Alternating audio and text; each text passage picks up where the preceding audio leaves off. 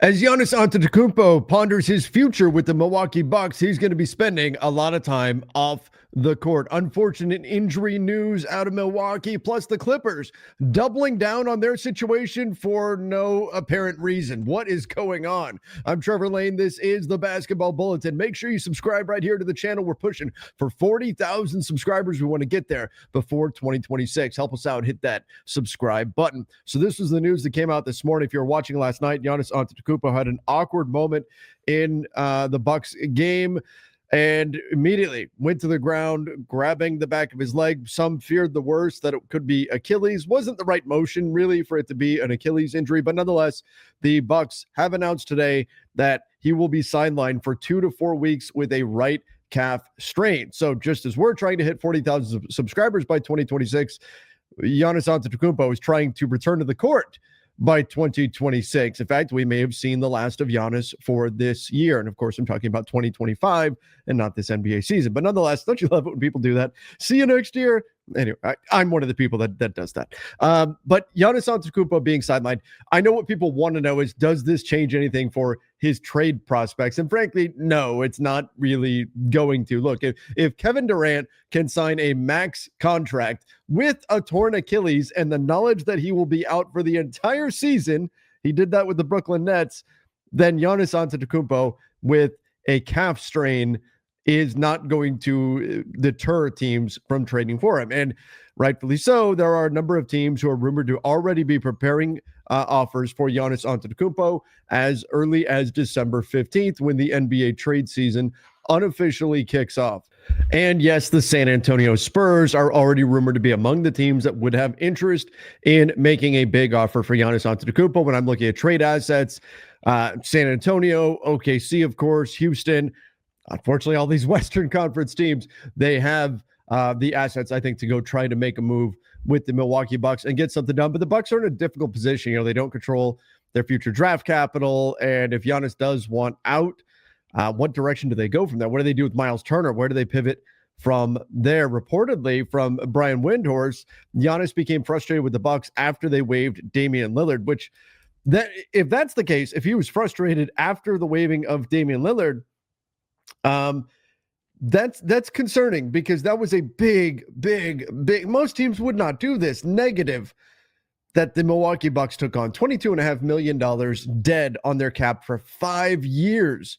And they did that primarily to appease Giannis. Hey, Giannis, look, we're doing everything we can to win right now. We don't want you to go anywhere. We want you to stay. We're going to do everything we possibly can, even take on this huge burden of $22.5 million dead money on your books.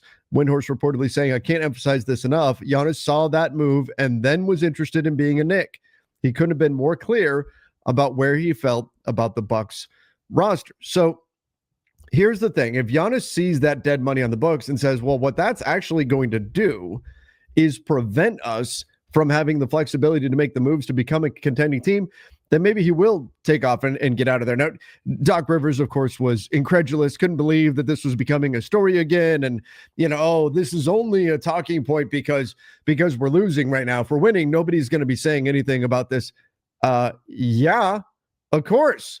When your franchise superstar that 29 other teams would love to have has been non-committal for some time now and has made it very, very clear that the only thing he wants for Christmas is not you, to win, is just to win, and your team is not winning, yeah, there's going to be questions popping up about, well, is this it then?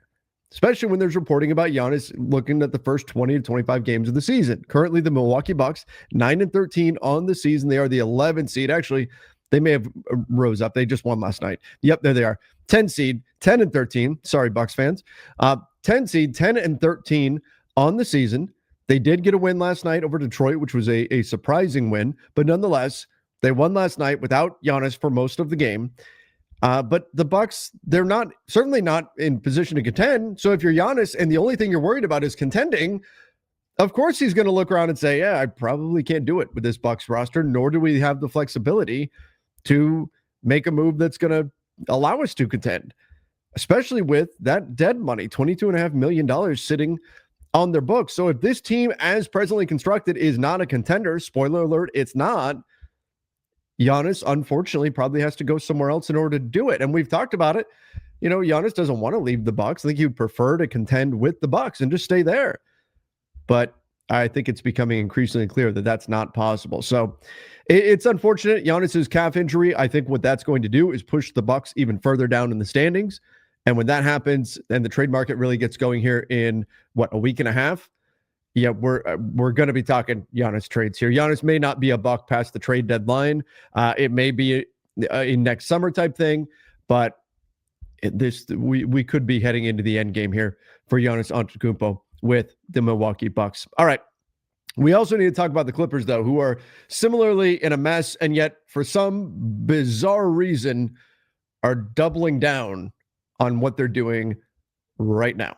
So we'll get into that in 1 minute. We'll be right back. Real quick, if staying consistent with your eating, especially when you're busy, is something you struggle with, then you need to listen to this. It's that time of the year where routines get thrown off with the colder weather and the massive schedule shifts. And for me, that usually means I fall off with what I'm eating. And that's why I've been using Factor lately, and it's helped me tremendously with sticking to better choices without overthinking it. The meals are fresh, never frozen, and ready in 2 minutes. So if I'm ever recording, editing, or I may just want to be lazy and not run to the store for groceries that I have to prep, thankfully, I'm able to still stay on track. They have over 100 different weekly options between meals, shakes, breakfasts, salads. And the good news is that most of what I've had has over 30 grams of protein in it, which aligns perfectly with my goals of fitness and recovery. Plus, they use real ingredients with no refined seed oils or refined sugars, which keeps things simple and delicious. You see the box here and what it looks like. This literally took 2 minutes to heat up. So head to factor75.com or click the link below in the description and use code Bulletin FB50 to get 50% off your first Factor box plus free breakfast for 1 year. That's code Bulletin FB50 at factor75.com to get 50% off and free breakfast for a year. My guy Donnie with the fantastic read there for Factor. I literally just had Factor for lunch. They are indeed awesome. And would love to shed a few pounds here during the holiday season. Easier said than done, of course, but Factor, big help. Much easier to stay on track with things. All right, the LA Clippers, 6-16 on the season. They did win their game last night, which was a pleasant surprise in the wake of all of the Chris Paul disaster going on. They beat the Hawks soundly, 115-92. Now, it was a depleted Hawks side that had a number of players out of action, including Kristaps Porzingis and Jalen Johnson, but nonetheless, still a good win for the Clippers. But they sent Chris Paul home, have received a lot of flack for that, for getting rid of Chris Paul, their franchise legend, arguably the greatest Clipper of all time, sending him home during his retirement tour. This was the final season. And what they're going to do from here with CP3, well, we're going to have to wait and see. Will they ultimately waive him? Will they try to find a trade for him? Where does this all go? We'll see. Unfortunately, I really hope this is not the end of Chris Paul's career, but this could be the end to a legendary career, which would be absolutely tragic. But meanwhile, in the midst of all of the chaos, the Clippers losing, they don't have their pick. Other teams around the NBA are staring daggers at the Clippers because the Thunder are going to get this great pick because the Clippers can't figure out life. Meanwhile, they're going to extend President of Basketball Operations Lawrence Frank. What? They're in the middle of this terrible, horrible, no good, very bad season, and they're going to give a contract extension to their President of Basketball Operations? What are we doing? That makes no... Hey, this has been awful. This is really just terrible. Let's sign up for more of this. Let's do that. Let's sign up for more of what got us to this point that we're in right now. Now, again, not all of it, just like I say with everything, not all of it is on the GM or the front office or the players, the coach, right? There's usually, when things are going really, really bad, you can't put all the blame in one place. You just can't. It's just not an accurate way to look at things. So instead, there is blame that needs to be, some blame goes to the players, some to the coaching staff, certainly some to the, injury bugs, things that you can't really control, as well as the front office. But nonetheless, to see Chris Paul, franchise legend, sent home and then get the news that they are extending President of Basketball Operations Lawrence Frank, not the best timing. for the Clippers. Not the best timing. And Clippers sources emphasize that this is a commitment to continuity, but the extension is premature, meaning it hasn't happened yet. It's been in the planning stage for a while. It hasn't happened yet, but it will. And Frank also expressed support for Ty Lue. I did that, I believe that was yesterday, said he will continue to be the coach for a long time. So right now, the Clippers exiling Chris Paul and then circling the wagons and saying, everybody else is great, though. Everybody else is fantastic. He said, right now we're playing bad basketball on both ends. We're a bad basketball team. He's absolutely right. Now, look, there are times in the NBA where good process can lead to bad results. It's just the way that it goes. There is an unknown to sports. And sometimes you can make moves that you would make 100 times out of 100, and it just doesn't go your way. Injuries hit and things like that happen, and there's nothing you can do about it, right? Even with the best decision-making, you wind up in a bad spot. That said, the Clippers, given all the turmoil around this team with the whole aspiration scandal with Kawhi Leonard, now the Chris Paul situation, all of the losing, I thought the Clippers had done about as well as they could, given the parameters of having a 2-year window with Kawhi and James Harden. Now, these older players that they signed this year, including Brook Lopez, Chris Paul, these guys all largely fell off the age cliff and have not been very productive for them. So I'm not necessarily looking back in the summer and saying, oh my gosh, this was so clear they were going to be awful. Some people will say, I told everybody back then that they were going to be awful. No, most said Clippers are going to be pretty good if they can stay healthy. They've not been able to stay healthy. And frankly, the chemistry has not been there. They've looked like they don't enjoy playing basketball together. And if that's the case, you're in big, big trouble. But with that context of how bad the season has gone, it's strange timing to say, hey, let's extend the president of basketball operations, even if you don't blame him for the situation the Clippers are in right now, even if you don't say, hey, this is all your fault. And I don't think that's the correct way to look at it. Even if you don't say it's all your fault, the timing, the optics, not great. Not great. And let's remember, we are one update on the aspiration scandal, which has been quiet now for a couple of months. We are one update on that to restarting that whole firestorm for the Clippers. That would be deeply rooted in their organization and would create all kinds of turmoil. Actually, I should have gone with it would uproot the organization. Sorry, still on the tree puns. You guys know me. It's the way I go. But we did get some news from Brett Siegel of Clutch Points yesterday regarding the Clippers and their trade prospects. And part of that involved Ivica Zubac, that if the Clippers do decide, hey, we're just going to blow this thing up, they would be looking for multiple first-round picks for Ivica Zubac. He had a phenomenal season last year. Not as good this year, but still one of the better bigs in the NBA. So that's one question now for the Clippers. It's, could they blow this up? Could they be a team that decides to make some significant moves? Speculating here, but could they move on from James Harden? And there's already been talk like, could Houston actually bring James Harden back? Could it be another team that goes after James Harden with a player option for next year at $42 million and under contract for $39 million this year? He's had a fine season. Could teams have interest in him? What about Kawhi?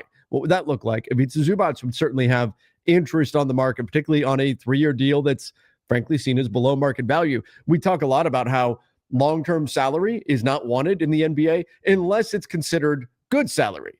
And most teams look at long-term salary and say that's a lack of flexibility it brings. We don't want that. No, thank you. We're not interested in any kind of long-term money, particularly if it's bad salary. For example, Lakers fans will know Jared Vanderbilt under contract for 3 years, same as Ivica Zubac, has a player option on the last year though, but at $11 million roughly per season, most teams don't want that. They don't think he's worth that. He's been glued to the Lakers bench the last 6 games. So he's bad money. Teams are not going to take him on unless they're getting paid to do it. They're getting draft capital, something like that. Ivica Zubac, given his production at $18 million, teams will be more than happy to take on long-term salary for him. So if the Clippers do decide to move on from Big Zoo, who right now is one of the only Clippers under contract in the 27-28 season, the summer in which they will have a lot of financial flexibility to truly pivot this franchise in another direction, and they could have significant flexibility this summer as well with team options on Brook Lopez, Nick Batum, and Bogdan Bogdanovic. I would have to imagine they decline all of those team options, and then who knows what happens with James Harden. Maybe he doesn't get $42 million somewhere else, so he just picks up that player option, but Could he just ask for a trade at that point? What about Kawhi? Does he want out? Like, the Clippers could very quickly deconstruct this thing this summer. But if teams come calling at the trade deadline, they could say, okay, let's just do it now. Of course, the downside being that the Thunder have their pick. So there is no silver lining to bottom this thing out for the Clippers. All you're doing is pushing a even better draft pick to a team that does not need it at all. The Oklahoma City Thunder, who've been all but unbeatable all season long, still sitting at just one loss. So that's the challenge that the Clippers find themselves in right now. Yes, maybe they'll get a couple of first-round picks for Big Zoo, and maybe they do just look at their future draft pick and just say, you know what? It is what it is. We can't do anything about it. We can't change the fact that that pick is gone. If we give the Thunder the 3rd pick, if we give the Thunder the 11th pick, it might matter to the rest of the West. It might matter to the rest of the NBA, but we're starting to rebuild. And so it's not going to matter that much to us. That and the Clippers just have to do what's right by them. And if they can find the ability to pivot and then not pick up options on Bogdanovich, not pick up an option on Lopez, Batum, and then James Harden, we'll see what happens there over the summer. Maybe they find a trade for him. Brad Beal is a player option as well, but just $5.6 million. Maybe they find a taker there. And there they go. That could be the path forward here for the Clippers if they continue to struggle. Again, they're coming off of an uplifting win last night. So who knows? Maybe they turn things around here. But right now, we're hearing more about asking prices from the Clippers than them being a buyer out there on the market. The rumored asking price for Ivica Zubac, it is 2 first-round picks. There will be interest in John Collins at $26.5 million as an expiring salary. If that was a longer-term deal, teams would not be interested. But $26.5 million expiring is fine. You're not taking on future money with that. So I believe there will be a trade market for him. And then Derrick Jones Jr., if he gets healthy, I think he would have a pretty strong trade market around the NBA, just $10 million. He's the type of wing player that a lot of teams are looking for. So the Clippers, though, seeing what's going on right now, saying, hey, maybe now is a good time to exile our franchise legend and give a contract extension to our president of basketball operations. Kind of strange. Kind of strange, though, to be fair. Back in the day, for being honest, the Lakers fired head coach Frank Vogel after a disastrous 2022 season and then gave a contract extension to Rob Pelinka, who helped build that Russell Westbrook monstrosity of a team that they had. But so it happens, but not a great look, in my opinion, for the Clippers to right now be handing out contract extensions, given the way the season has gone. Everybody, give me your thoughts in the comments down below. Don't forget to subscribe right here to the channel. Till next time, see ya and stay safe.